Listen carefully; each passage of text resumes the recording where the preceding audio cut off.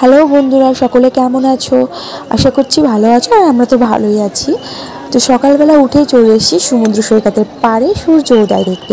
যদিও আকাশ ছিল মেঘলা, সূর্য তেমনভাবে ওঠা দেখা হয়নি, তবুও কিছুক্ষণ ছিলাম। এই যে স্টার মাছ পেয়েছি আমরা। মাম্মামকে দেখাও। এই দেখ স্টার মাছ। মাছ মাছ আর তারপরেই দেখো আমি সমুদ্রের ধারে বালিতে নানান রকম লেখা শুরু করেছিলাম, যা মনে আসছিল লিখছিলাম। আর মাম্মামকে ওর মাঝখানে দাঁড়িয়ে ওকে কিছুটা মজা দেওয়ার জন্য আমি এরকম করছিলাম, এত ইন্টারেস্ট পাই, যেহেতু সকালে উঠেই চলে গেছে। তারপর ওর বাবা ব্যায়াম করছিল সমুদ্র সৈকতের পাড়ে, আর বাবাকে অনুসরণ করে মাম্মামও করতে লেগে গেছে। প্রায় অন্য দিনের তুলনায় আজকেও ওর বাবার মতো করে ব্যায়াম করার চেষ্টা করলো। বাড়ি চলে এসেছি আর এসে মাম্মামকে খাওয়াচ্ছি, যেহেতু অনেক সকালে গেছি, তার জন্য বাড়ি এসে আগে ওকে খাওয়াতে হবে। সেই জন্য আমি ওর জন্য বসিয়ে দিয়েছি ওটস। তো ওটসটা আমি এখানে করে নিয়েছি, আর দেখো ওটসটা এখানে বসিয়েছি। তো এর মধ্যে মাম্মামকে ওটসটা রান্না করে আমি খাইয়ে দেবো। আর সকালে সূর্য উদয় দেখে আসার সময় ওখানে রাস্তায় হরিণগুলো বিক্রি হচ্ছিল, তো আমার ভালো লেগেছিলো। মাম্মাম নেওয়ার জন্য খুব কান্না করছিল, তার জন্য ওকে একটাই কিনে দিয়েছি। যদিও এটা দুটো হলে অনেক সুন্দর লাগে দেখতে ঘর সাজানোর জন্য, কিন্তু আমি যদি সাজিয়েও রাখি মাম্মাম এখন ওটা রাখতেই দেবে না। তার জন্য ওকে আমি একটা সিঙ্গেল এক পিচেই কিনে দিয়েছি, যাতে খেলা করতে পারে আর আমার আনতেও সুবিধা হয় সেই জন্য। আর মামামে খাওয়া দাওয়ার পর আমি চা করে নিয়েছি, আর আমি মামামের বাবা সকলে মিলে ব্যালকনিতে বসে বসে সমুদ্র দেখছি আর চা খাচ্ছি। আর এই দেখো মামামও বিস্কুট খাচ্ছিল বসে বসে। আর তারপরেই ঠিক বিকেলবেলায় আমরা বেরিয়েছি ঢেউসাগরে। ওটা নতুন করেছে, তো আমরাও গেলাম। টিকিট কেটেই ঢুকতে হয়েছে এখানে যদিও।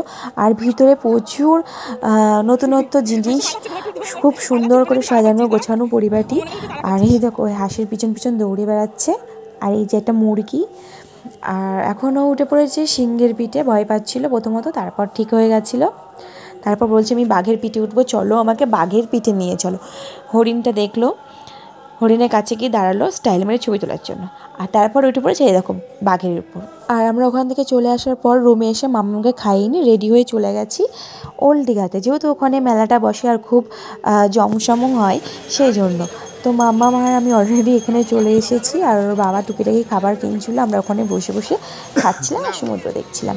আর মেলাটা পুরোপুরি ঘুরে দেখছি। দেখো মেলাটায় অনেক নতুন নতুন জিনিস হয়েছে, যেগুলো আমি আগেরবার যখন এসেছিলাম তখন এগুলো ছিল না।